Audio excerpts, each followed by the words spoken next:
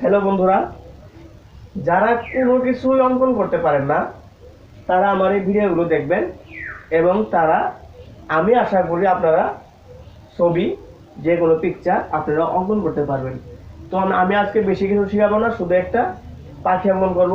এই পাখিটার নাম আপনারা কমেন্টে বলে যাবেন। চলে শুরু করে দেই, লেটস স্টার্ট।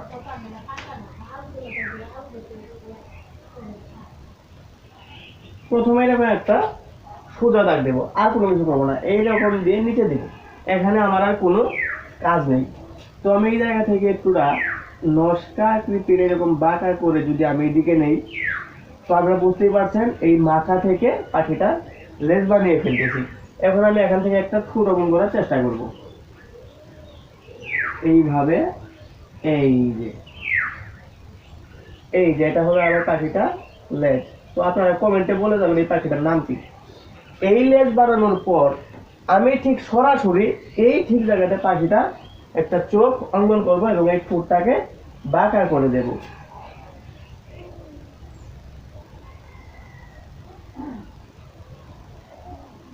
তো বন্ধুরা দেখতে পাচ্ছেন আমি একটা চোখ অঙ্কন করলাম এবং এইদিকে একটু বাঁকা করে দিলাম। রে, এটা কি হয়ে গেল? তো যাই হোক, এরপর আমি আবারও নতুন করে আরেকটা ভিডিওতে অন্য কিছু অঙ্কন করা শেখাবো। আজকে এটা শিখুন। এখানে দুইটা দাগ দিয়ে দিই, তাইলে সৌন্দর্য বৃদ্ধি পাবে। এরপর কাজ হইলো পাখিটার পাখিটা অঙ্কন করলাম।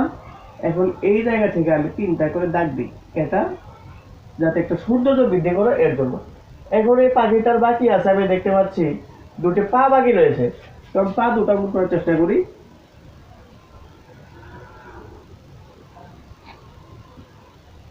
তো এইভাবে দেওয়ার পর কি কাজ করবেন, পাখির যে নখ থাকে এই নখগুলো আমি এখন অঙ্কন করব।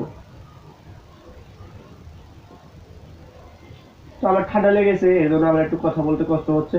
তবু আপনার সামনে আমি ভিডিও আনি যাতে আপনাদের একটুটা ভালো লাগে, দিনটা অনেক ভালো কাটে, এই জন্যই, আর কিছু না।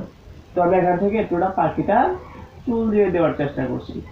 মাথার যে চুল থাকে এই চুলগুলো দিচ্ছি, একটু ভালো লাগবে আর কি।